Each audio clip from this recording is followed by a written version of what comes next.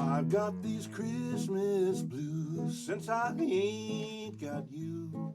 Lord knows this house just ain't a home. I cry most every night neath these Christmas lights.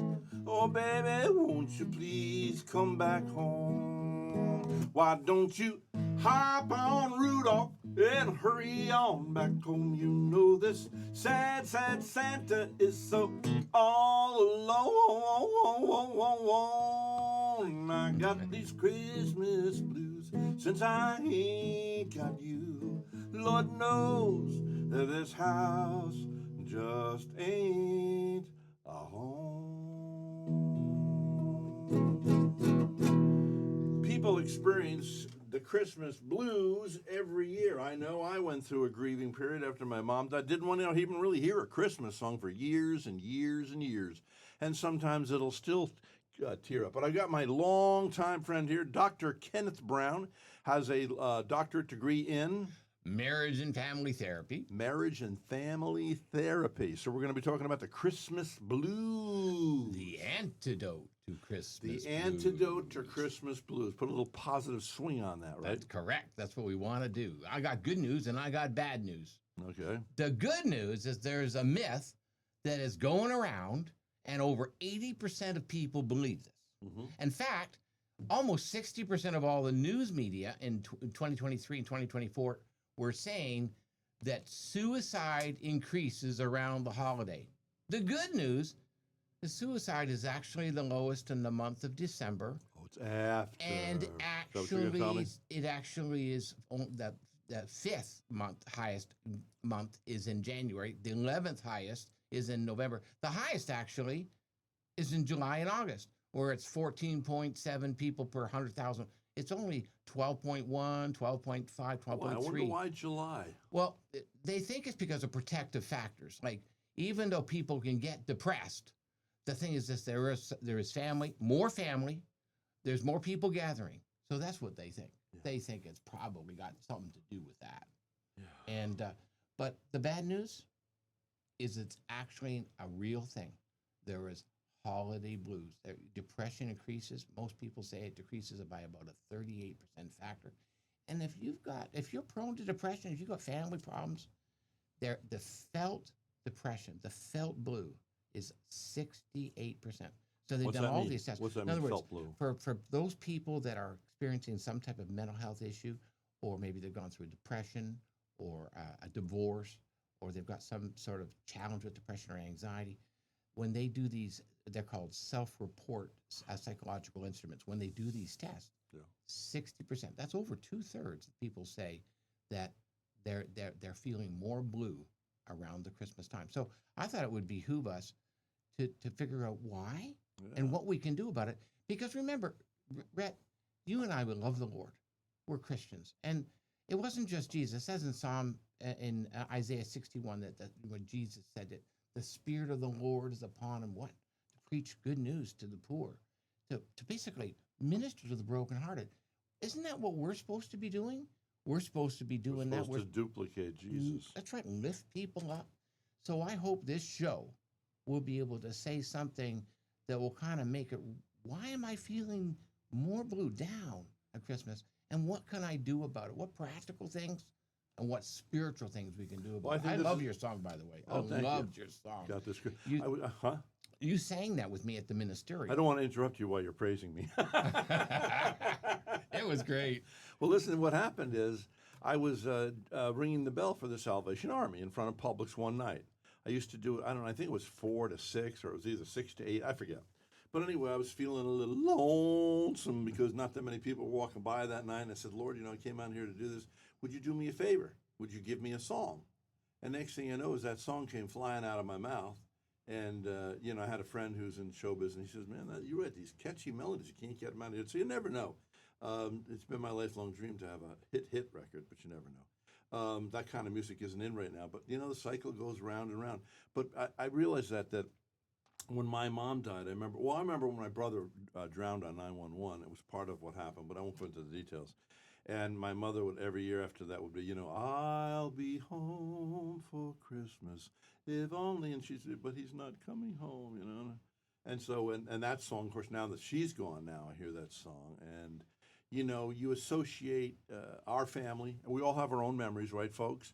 But it's a time where everybody's attitude does get a little. It's ironic. I don't care if it's. I don't care if there really was.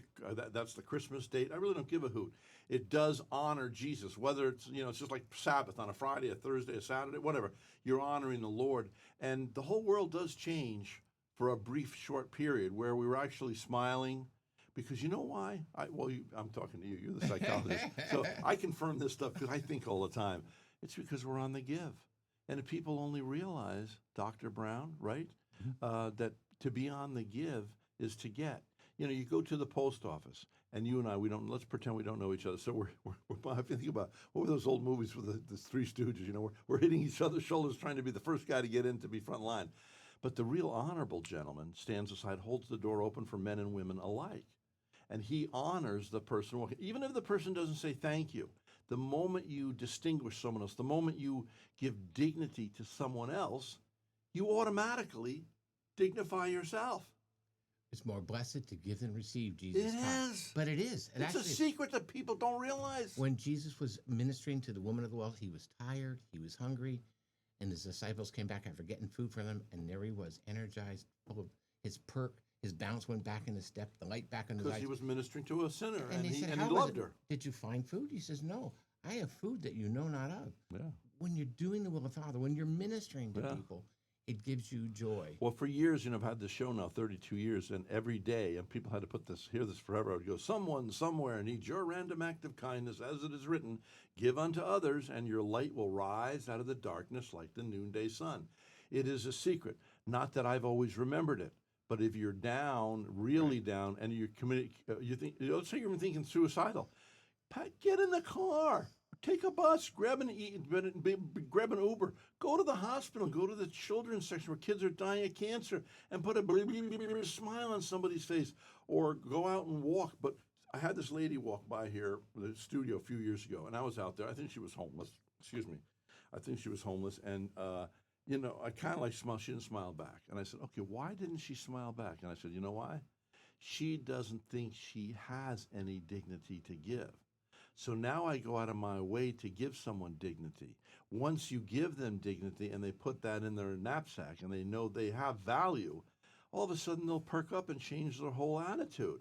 So the most important thing is we can say, you are valuable. You have value. And once again, Rhett, you do what you do. You jump to the solution because you're a positive guy. You want to make a difference. But I think it would behoove us to also unpack why people legitimately have some Christmas blues. Yeah. Because I think the fact is, sometimes people, they say to them, they do, knuckle brain, I shouldn't feel like this. But the truth is they do feel like this. One of the things is everybody's moving. Moving, and used to be what do that you mean by moving? Well, moving hither and yon physically. It's right, where they don't live in the same community, where they always have all their kids with them. And if that's not enough, divorce is so rampant that 68%. It's so high. Everybody wants to talk about the homosexuals or other people, the train robbers. Hey, but take a look at yourself, folks. It's a vow you make before God. That's even worse. I think it's actually worse than robbing a bank because it's a vow. We have forgotten to blush. But even if they're divorced, just think of how it impacts you at Christmas. Yeah. Because all of a sudden, you're not with the family. Whether you're the dumper or the dumpee, whether you wanted the divorce or not, nevertheless, the reality is you're separated. Let me ask you this on a little side. Does the dumpee ultimately suffer as much as the dumped? The dumper, the person that dumps the person that makes the decision generally suffers from guilt. And of course, what guilty people do is blame. So generally in counseling, the person that comes in blaming the other person is actually... I broke up with him because... And the dumpy generally feels, often they feel rejection, the rejection. And they feel abandonment and the sorrow. But I often wondered about that. But here's what I'm saying. I mean, there are people listening to your program right now. And they're wondering, let's hope so. Why? Why are they feeling so down? Well, I mean, people are moving. People, you just went through a divorce. And all of a sudden, you can't be with the people you love. And then... I didn't just go through a divorce. He's talking... one of the things that happens, Rhett, is that when there's divorce, parental alienation happens. Parental alienation. In other words, the yeah. kids often take Yeah. one side or the other. I mean, it's a Well, reality. what happens They is shouldn't, but they do. what happens is the children become homeless ostensibly because they go live with this one for a little while, then that one for a little while, and it's a terrible thing to do to the children. So what happens then is that it's hard for Christmas. It's hard, particularly around the holidays, because they don't know where they belong. And meanwhile, there's a battle over who comes where. I tell you what, it even works that way when you have a healthy marriage and then the kids get married. Then all of a sudden, wait a minute, do the kids come home to the parents' home, or do the kids create their own family? So, but here's the thing, family makes you crazy. I mean, there's a thing, we can overdose in our family, right? There's a thing called family madness. So when we go home, all of a sudden we are our own boss.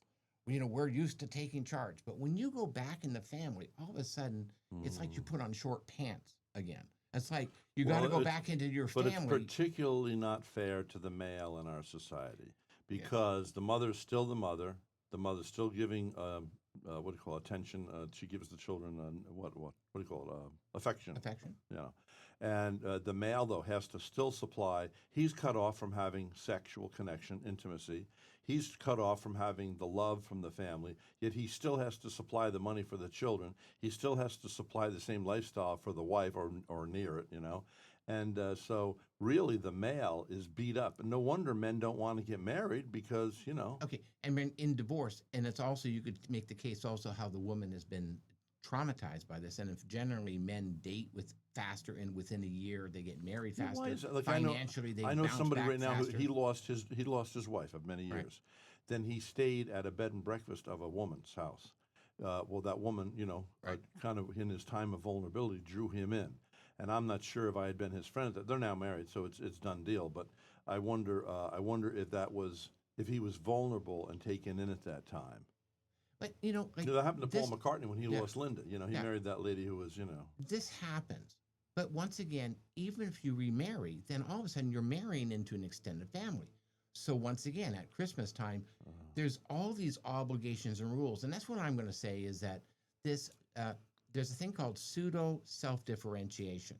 pseudo self-differentiate. I have to learn these terms so I can sound just so you can intelligent. talk to me. If you can't know these terms, you got to be in the club. Pseudo self-differentiation. Self-differentiation. Yeah. Differentiation is our maturity. It's our ability to make our own decisions. Yeah.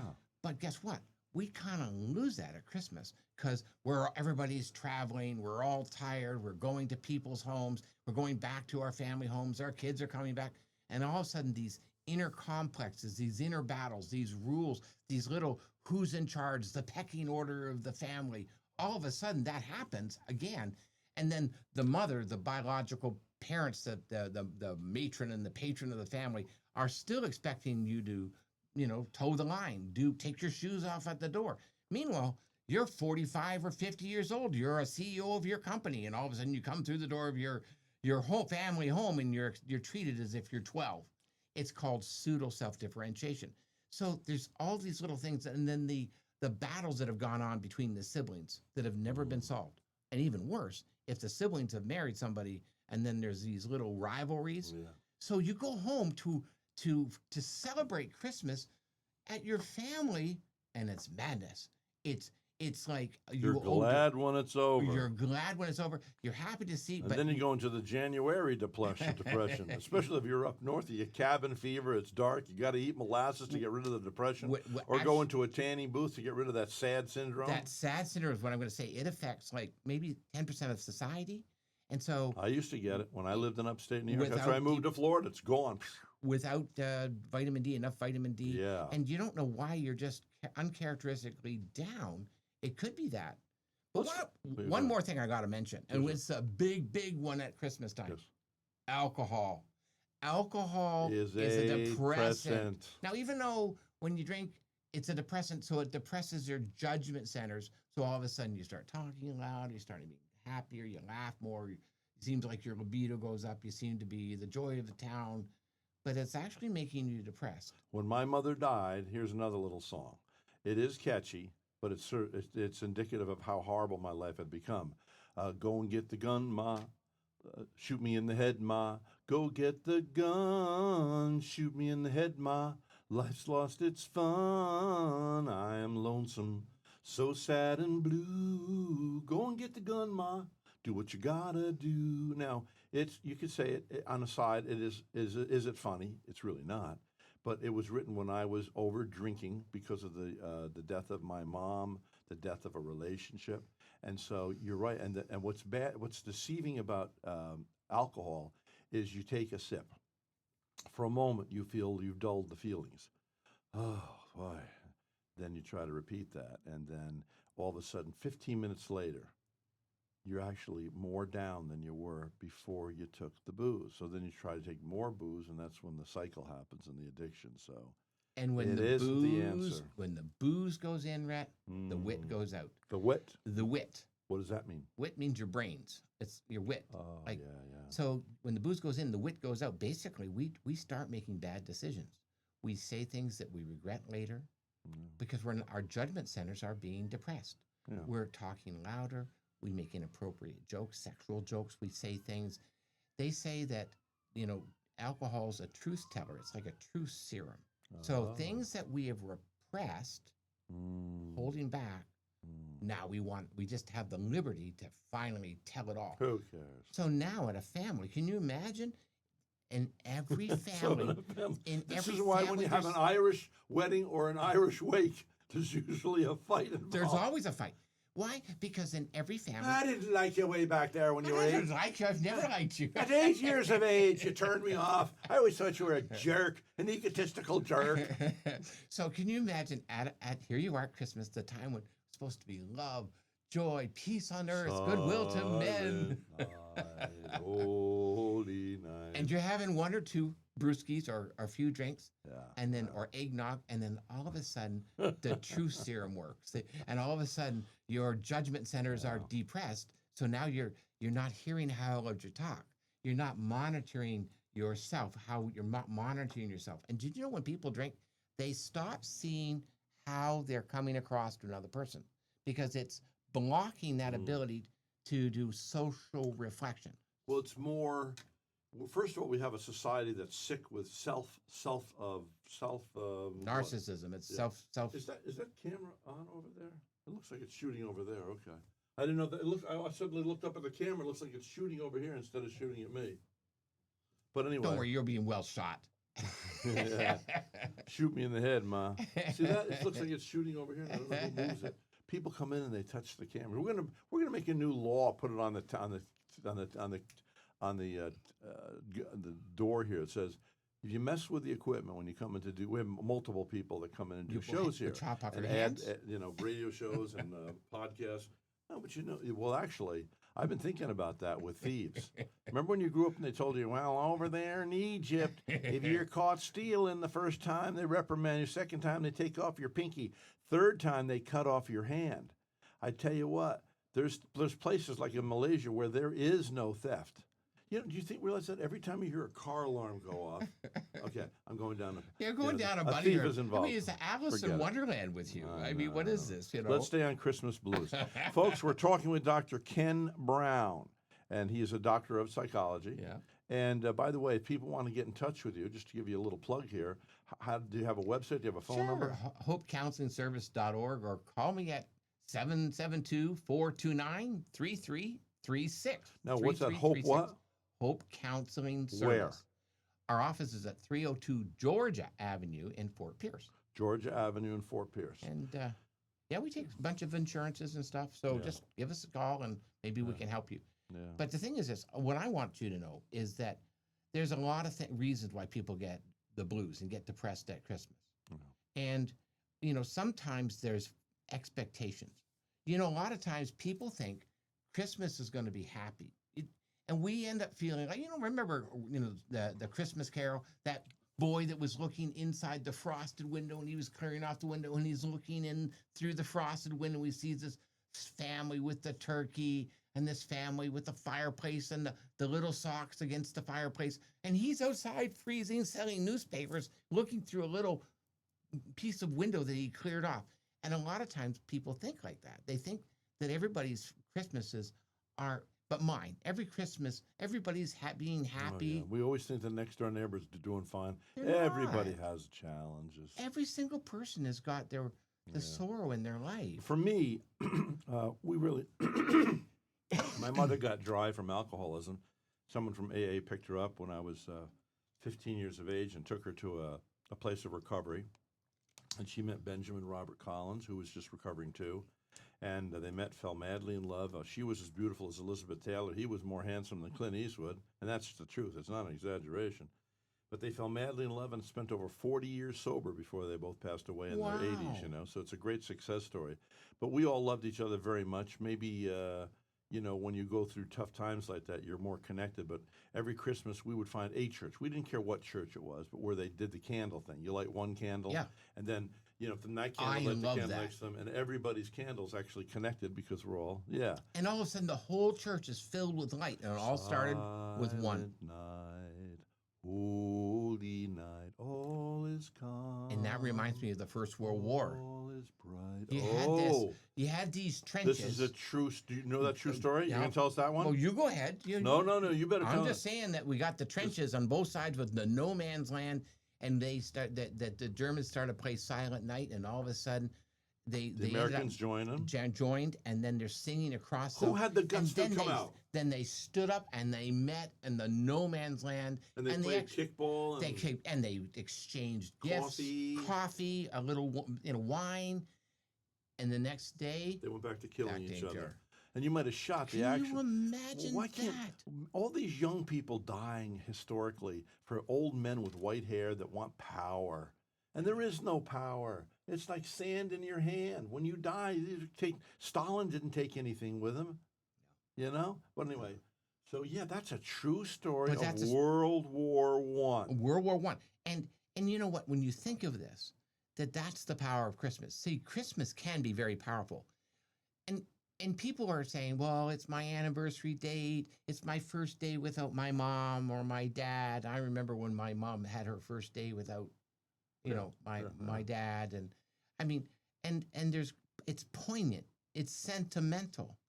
But, some people say, oh, better to have loved, and lost than never loved at all. But the truth is, when you've loved and you're in loss, it hurts, especially in the anniversary date. So what about isolation? How do we get away from isolation? Well, right, and I think we're starting moving towards a solution, because one of the things, mental health issues. You came in here today and you promised us. I promised Antidote. What's the title you came up with? Antidote for Holiday Blues. Antidote for Holiday Blues. So we better get into the antidotes, right? Yeah, please. Yeah, right. Well, one of the things is that, isolation is one of the curses.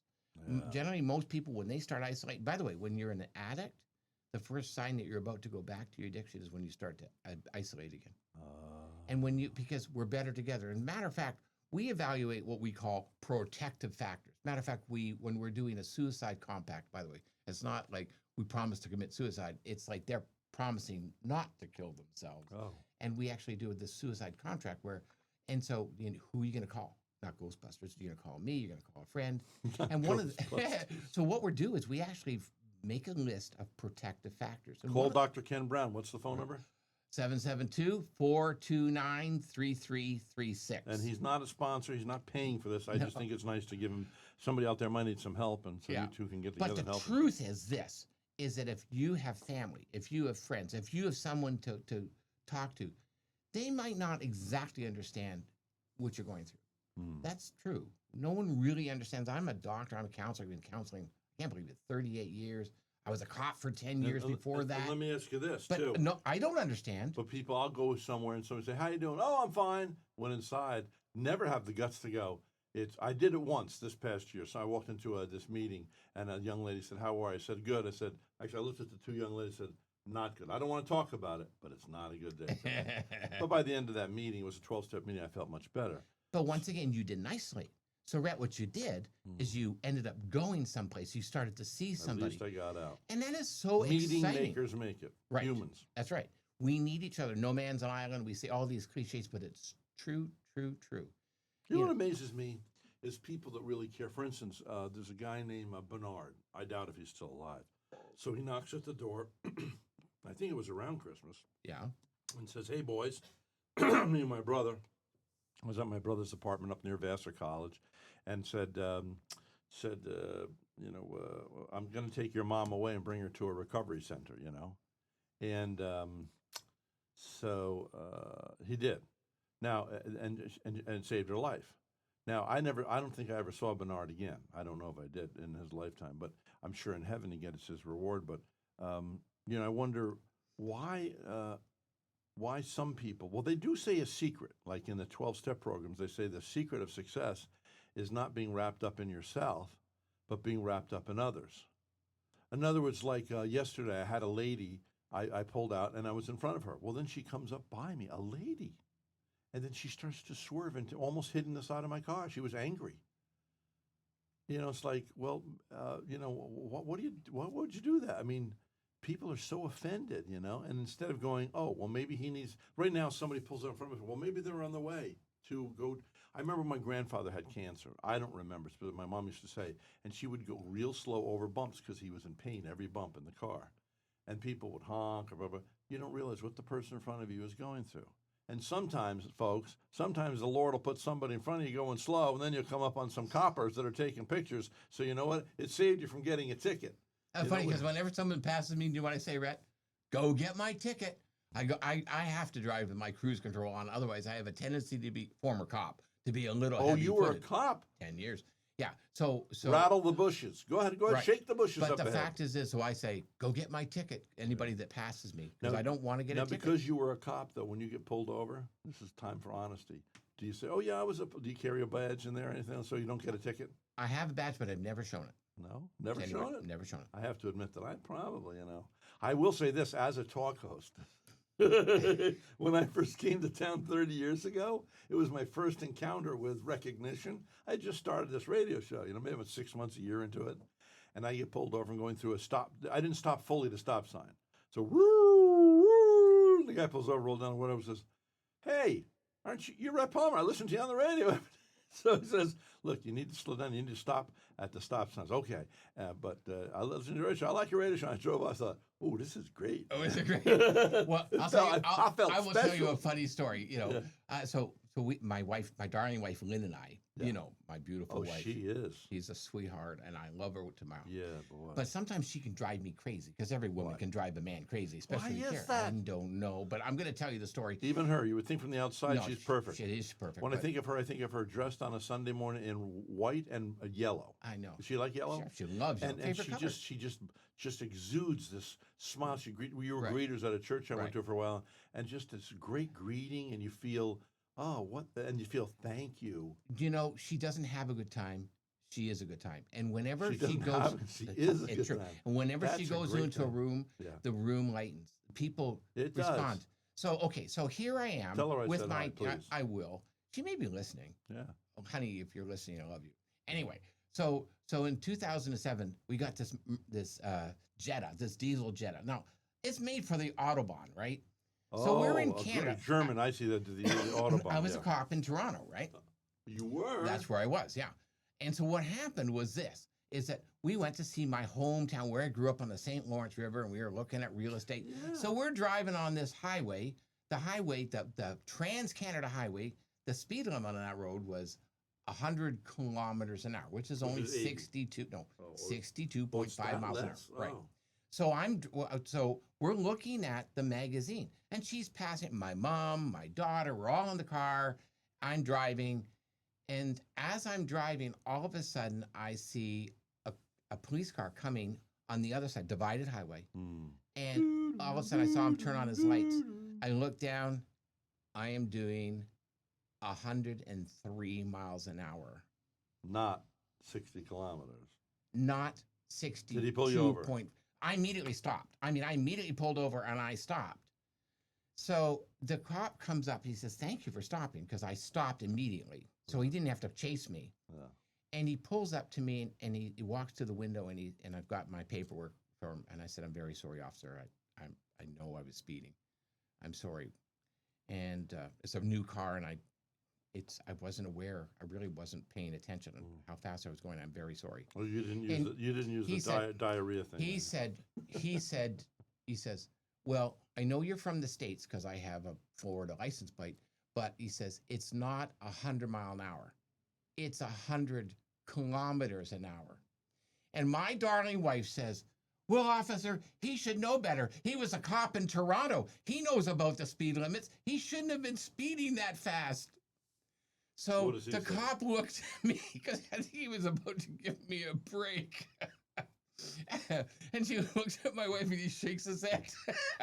And so he gave me a much reduced ticket, I must say, and a ticket that I truly deserved, by the way. But it is funny That's how his present wife?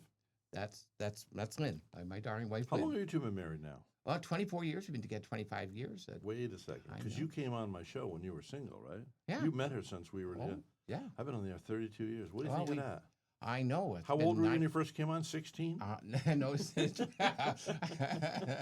we're the same age. Well, you're half a year older than I am. Oh, am I? Yeah, Oh, remember that's we right. figured that out. Yeah. No, but no, I think it was 97 or 98. You know, it's been a while since I've known you, so it's a long time. The show started in 1994. Right. And I know that when I went through my divorce in 99, that my Christmases became hell. It was because I didn't have a place to celebrate Christmas. It was just horrible. It was like I used to be the home for Christmas for not only my family, but the extended family. And all of a sudden you become, divorce makes you persona non grata. And I know that many people have had all sorts of Christmas blues, physically, emotionally, mentally, spiritually. One of the things physically that they've got to do, you got to know, in reference to the antidote, is you've got to know that you're going to be traveling. You're going to be tired. You're going to get less sleep. You're going to have less. You need to stay well hydrated. I'm not talking about with booze. You're going to need to drink less booze, drink more water. Be careful of your sugar intake because remember, sugar makes you get high and then makes you crash. And sometimes we eat way too much. We have indigestion. So there's things physically. You got to take care of yourself, especially around the Christmas time. And you got to show each other a little grace because we're under a physical stress. It actually is a stress. Even if it's a happy stress, it's a stress. And so I think that's the first thing you got to do is you got to understand that Christmas is not normal life. The Christmas season, when we're visiting family, we're not eating the same things. We're not getting the same type of sleep. We're out of whack. And so because of that, there's an effect on our emotions. But on the other side, too, people are much kinder during the holidays. Yes, They're more thoughtful in traffic, just smiles, how are you, blah, blah, holding blah. doors like you mentioned, Yes. giving coffee to people. Now, I'll tell you, here's a lesson about giving. I've been spending summers in Vermont. Well, the law in Vermont and Stowe, Vermont, which is a small, famous skiing town. Well, I've been there many times. I love it. Okay, then when somebody steps off the curb, all traffic stops, and the pedestrians are first, which was really a good exercise for me. Could you turn that upside down for me? Thank you. Is there a problem? No, I just wanted to get your attention there. So you stop at a curb, and somebody comes out. You stop your car. Now I'm first in my life. I'm on my way to my dentist, and I'm late. No, Rhett, that little old lady stepping off the curb comes first. Up there comes another lady with her two little new babies. She's first. Then comes an old man. And you go, nope, even if you're going to be late, you're not first. It's a great lesson. So, and it feels good. It's a great discipline, because the Bible says in the end times they'll be lovers of selves. Well, there was a guy down in New York City this past year, and he pulled up on his bicycle, and he goes to go in the door of this little, the bell on the door, and it's a little place that sells bread and, cold cuts and stuff, What do you call that? A little just general store in New York City. Anyway, so this guy holds the door open for him. He comes in and the guy says, "Hey, how you doing? How you doing?" He looks at the guy. Says, "You didn't say thank you. I hold the door open for you." He said, "Well," the other guy says, "Well, I didn't ask you to hold the door open." "Yeah, but you need to say thank you." So anyway, he follows him around the store. Finally, the guy with the bicycle gets out. Gets on his bike. The guy follows him out there, putting his chest up to him. "You should say thank you. You should be grateful." The guy pulls out a knife on the bicycle, stabs him in the heart, and kills him. Now, the guy, you hold the door open. Do not expect anything in return. They haven't asked you. It doesn't, and the dignity doesn't come from the other person recognizing your good work. Understand your Father in heaven sees it, but just you see it. When you dignify someone else, you automatically have dignified yourself. Be happy with that and don't expect something in return. Otherwise, you're not giving it altruistically. You want money? Do you want thank you? Do you want anything? No, no, no, no, no, no. Even Jesus said, give to those who can give nothing back to you, and then you'll have a reward. Don't give to get. No. It's like, it reminds me of the people that would wash your windows at a stop sign. Oh, New York City. And then that. if Yeah. you don't give them a tip, they'll kick your car or a kid. But the fact is at Christmas, there's a lot of times where people will say, like, I gave presents to so-and-so and so-and-so and so-and-so, but they haven't given any presents back. If you're And it's expecting upset. something, don't give, because you're not really giving them. The Bible says lend as giving. And What's it? What? lend as giving. What's that? So when you lend something to somebody, don't expect anything in return. Oh yeah, yeah. I And remember Oprah said that. She says if you want to lose a friendship, loan people money, but if you want to keep the friendship, give it away. Whatever Give it you're away. giving. And if you do it, that's actually scriptural. Lend as giving. I don't remember what it is. Lend as giving. Never saw that in That's in the all scriptures. these years. 40 years I've been reading the Bible. But And you come in now here. it's The true. nerve of you to But- come here with but I'd something have that to- I don't know about. I'd have to turn my phone over in order to look it up. All right, but here's the thing. Hold on. Lend As as giving. giving. Do you happen to know? Is that in I Proverbs? don't remember where it is. That's what I'm saying. I'm not Me going to turn either. over. Dresses I know. All right, I don't know what the dress.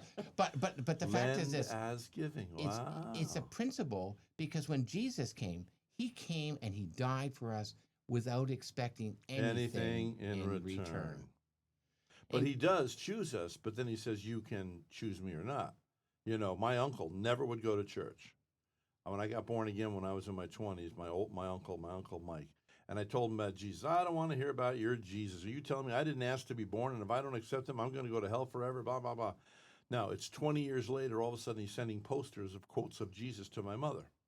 Well, he comes down here from the Carolinas, and I said, so what happened? How'd you come to know Jesus? Did you go to church? He goes, no, I never went to church. I still don't go to church. I said, well, how did you come to know Jesus? He said, I was driving in the car, and I've heard a number of people say this. This presence came into the car. He pulled over, and the voice, an audible voice said, Michael, it's now or never. You either choose me or don't. He won't take away your freedom. Mhm. He does not. He will call you. He'll nudge you. He'll what do you call it when you go you're trying to win somebody over and you're dating her? You Sorry, pursue it's you. called missionary dating, or where Yeah, you're trying to you're trying to evangelize her. Yeah. But anyway, courting. Thank you. That's the word I was looking Yeah. for. So he's courting us, and you know, so he accepted Jesus then. That also happened with Ben Kinchlow, who used to sit in the seat. Do you know who Ben Kinchlow Sure, was? of course, yeah. He was the co-host of the 700 Club. Yeah. Well, he and I late in life became very good friends. Wow. His son lived over in Orlando. But anyway, he was a black man who hated white people, hated. And he said, Rhett, it was like one day I knew, I remember I became famous later in life in the 700 Club he had. And he said, one day I didn't know President Reagan. He said, the next day I did. And he said, it's the same thing. I'm driving in my car, and this presence fills the car. And he became born again in his car. And he said after that, he was colorblind. All his hatred towards white people Right. disappeared, couldn't see black or white. And so he does visit people, Sure, know. he does. And but the he'll finally say, this is it. The love of God fills us. That's what happened to my dad. So my dad became a Christian the last year How? of his life. He was an educated man. He edited 3 historical journals, wrote the history for the province of Ontario. I grew up in a house with 13,000 books. He was an educated man, but he was Academic. Also, but he was very critical. He taught world religion, but he had cancer. He had leukemia, and he was in great pain. On an Easter day, he went to have his bath, and he came down from the bathroom just as we sat down for dinner, and he looked different. He had a glow about him. Now, in our family, there was only one Christian, me, and I was the one. It wasn't Ivory soap either. No, and I was the designated prayer, right? Like I always prayed every family dinner. That was me. That I did the prayers. I mean, I was the designate, I guess, because no one else. Okay. It's not So that- what happens anyway? So he sits down at the table, and he says, "If you don't mind, I want to do the prayer." And with that, he made the most beautiful prayer, and we're all shocked, just shocked. This is our dad.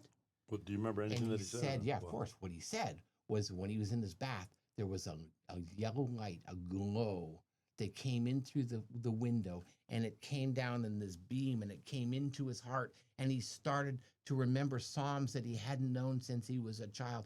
And it softened him, it melted him, it warmed him up. For the last year of his life, he was not the same person. He became totally different. I've seen that happen to people. And so God can do anything. Yes, He can. And that's what we're praying at Christmas. We're praying that people have an encounter with Jesus, that the light, when they. But He doesn't always show up when you want Him to. No, He doesn't. But the fact is that when you're out in the field, cold, shivering, and all of a sudden an angel comes and he starts singing, "Glory to God, peace and earth, goodwill towards men." I mean, and then He says, "Go and find the child. Go find the child." So I think the same thing is you're invited to find Jesus. You're invited. You might not have a direct encounter because yellow light comes through the upper bathroom window. But the fact is that when you come to Christ, well, just like those shepherds did, and they saw Jesus, Mary and Joseph, and they went away with joy in their hearts because it's exactly what the angel told them. You can have goodwill, peace in your heart from God. You can have forgiveness from God. You can have the joy that comes from knowing God and a peace the world can't understand at Christmas if you turn to the person that gives us the gift. Remember, it's not about us giving gifts. It's that Jesus is the gift. And Jesus still gives gifts to us. He gives us peace and love and joy. And He's still willing to do that to anybody, even someone depressed. It's hard for, which really shows how kind of dull of mind we are as humans. When the same being that created a yellow canary created a ladybug, or created the majestic mountains, or the hawk, or the eagle, or the baby, and whatever it might be, it is simply amazing what God can do. Well, this lady, it was a holiday, and this lady only had 2 hot dogs in her refrigerator and 2 little kids. So she's in a little, very inexpensive apartment complex. So she goes, they go to a park, and hey, Doolin, somebody's at the door. Could you let them in? Mm-hmm. Thank you. So, yeah, he can come in. Come on in and wait. Thank you. Just take him to the back if you would. So anyway, what's this saying? So this lady goes to the park and has 2 little kids but she only has 2 hot dogs that day. Well, she's coming back from the park, and this little old lady downstairs says, "Oh, I've been thinking about you and your children. Why don't you come to my house for dinner tonight?" Now, this lady claims this is true. She was I think she was on the 700 Club. Wow. But anyway, I've watched this video a number of times. And so the lady says, "Why don't you come down and we'll have dinner together?" So they go down there that evening, and they have a big turkey dinner, whatever they have, and she has little gifts for the 2 little kids and everything. So at the end of the night, they all hug and kiss, and they made a new friend. And she goes up to the apartment. Well, the next day, the mother gets up, and she's thinking, "I got to go thank that lady." So she goes downstairs, and she's knocking at the door. And the landlord comes around the corner. I said, "What are you doing?" He said, "Well, I'm knocking at the door. I want to talk to the lady that lives here." And he goes, "That's been unoccupied for 6 months." She said, No. We were in here and we had a full dinner. Blah, blah. "Well, let me go get the key." He gets the key, opens the door. Empty. Not a stitch of furniture. Now, at first you go, "Well, can that be true?" Well, ye of little faith. I would tell you this. It's so crazy. If you think God can heal once in a while, He can do anything. Anything. He made everything. All things are possible through Yes. Jesus Christ who strengthens me. One time I know somebody that had hurt their hip, and it was wounded. I won't go into the details now. And anyway, so this older Italian lady, and I'm at this Bible study, and everybody's praying for everybody, So she says, Rhett, come over here. She takes my fingers, because you don't touch a woman, she's a woman in her 70s. No matter what woman, you don't touch without her permission. She takes my 2 fingers and puts it on her hip. Now, you can believe me or not believe me. I felt this inside, this vibration. And she goes, "Rhett, I'm going to be in the healed. Oh, thank you, Jesus Christ. I'm going to be in the healed. I'm going to be in the healed." And she was healed. Now, I can't deny. Do you know that this is how dull of mind I am as a human. I just went through a period with maybe 15, 20 years, I forgot about that. And all of a sudden, like last year, I went, Oh yeah, Amelia Miller and that miracle. Hmm. I felt it with my own, just like what's his name, the doubting Thomas. Right. He says, "Put your fingers in my wounds." You know, so it is. All things are possible, and without faith, it's written that without faith, it's impossible to please God. So that must mean with faith, it's possible to please God. So we just want to encourage people out there. But let's get back to getting over the Christmas blues because as I told you, we used to find a church and we would go to the family where they would light the one candle, and from that one candle, you light the person next to you and go all around the whole church. So we're all somehow connected through that flame.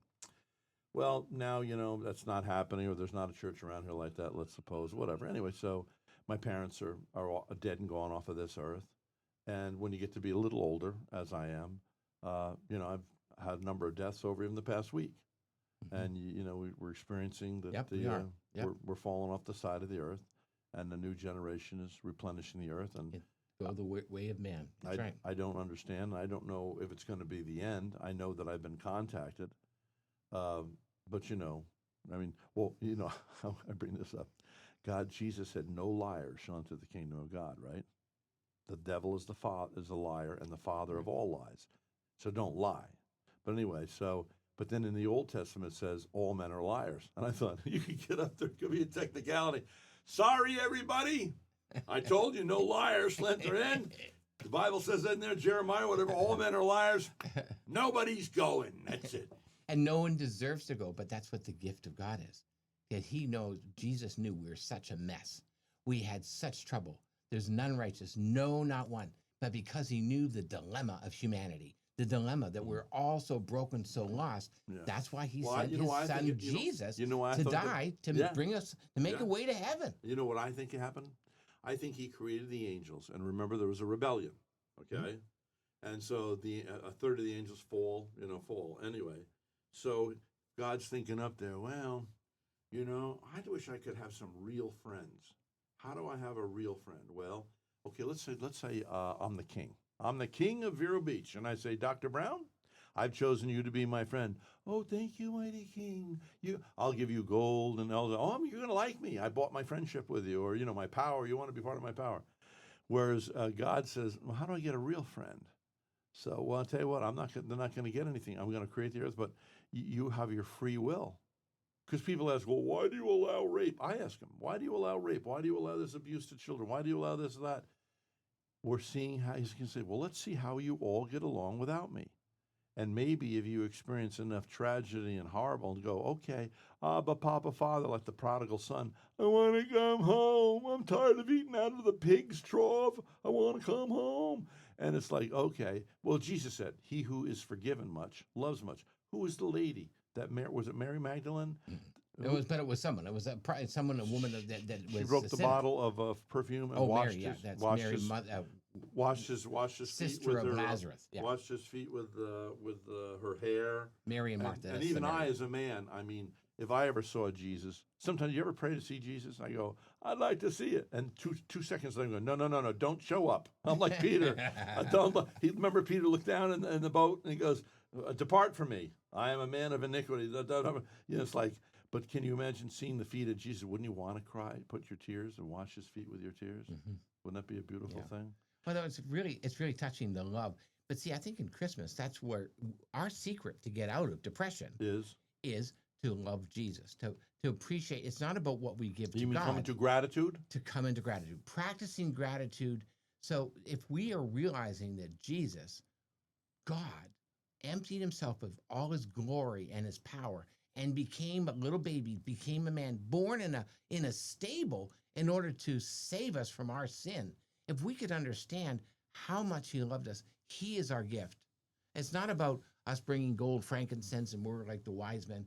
It's about he's our gift, and so when we could have thankfulness to God, then in turn we could be thankful to others. I'm telling you, if you're ministering to people that are in more problematic, in a bigger pain than you're in, it changes your perspective. It's all about our expectations and our perspectives. Cognitive behavioral therapy, which is one thing I do. Cognitive behavioral therapy, CBT, is all about helping people to rethink.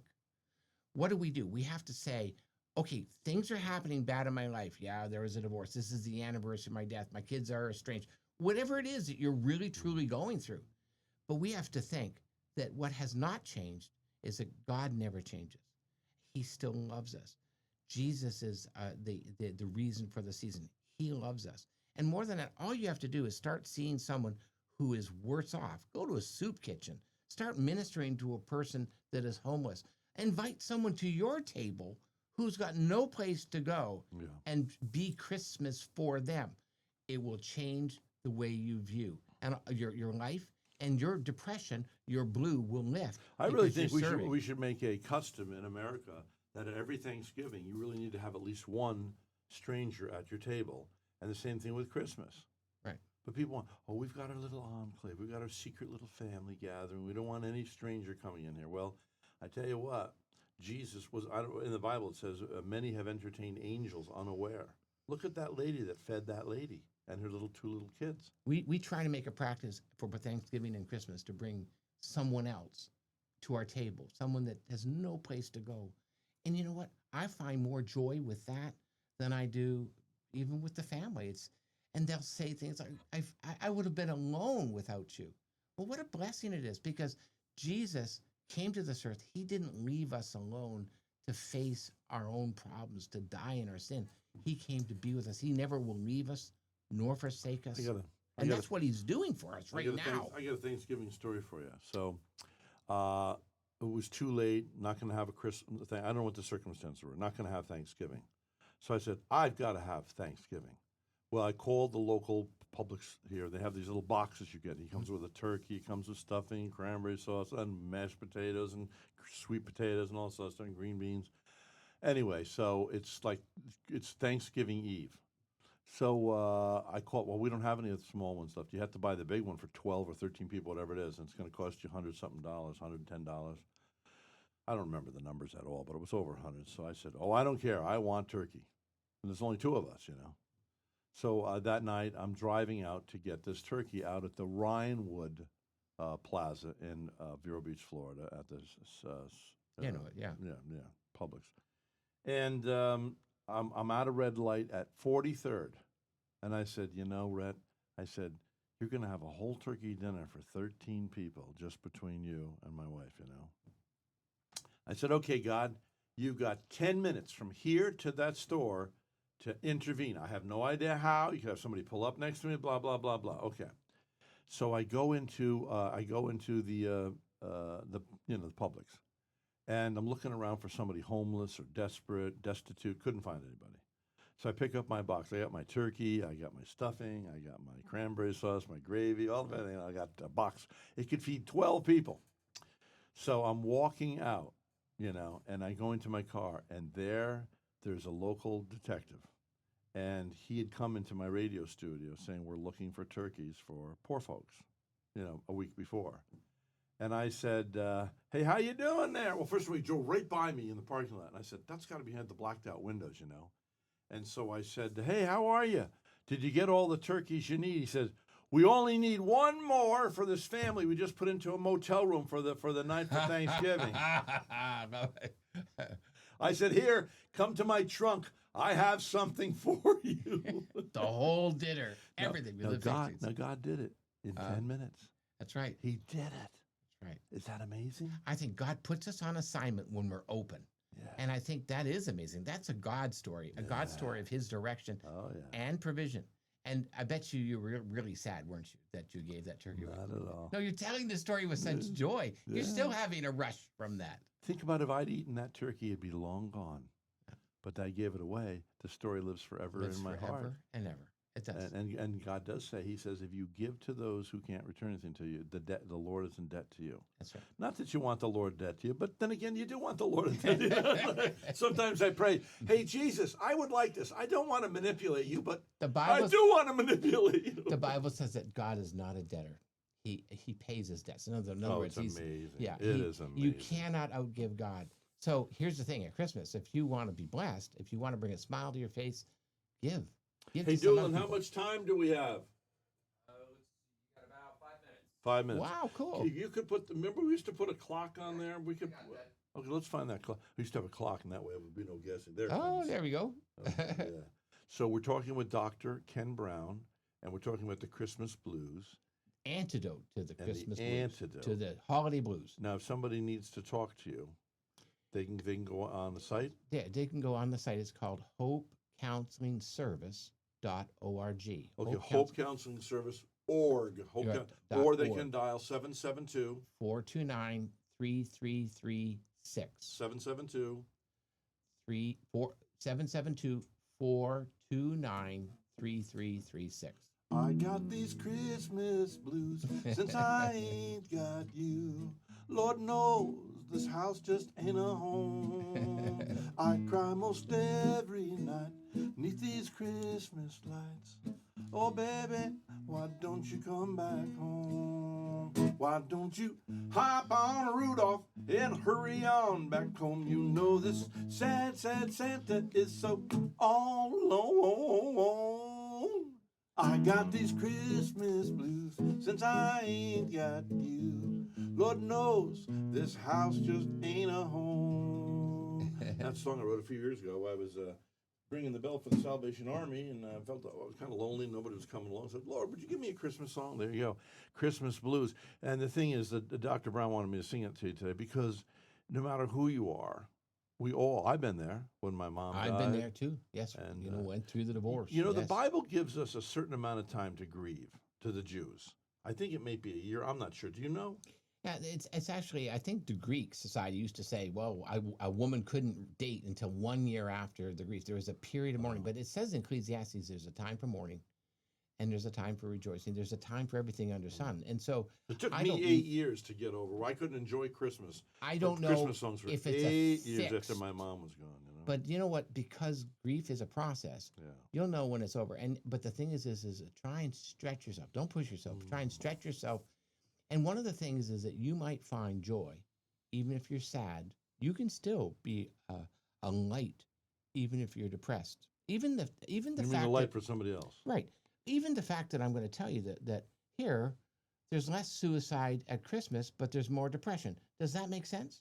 Matter of fact, in Dunklin, there's a town in Canada, in British Columbia, just north of Naomi, Dunklin? Dunklin, yeah.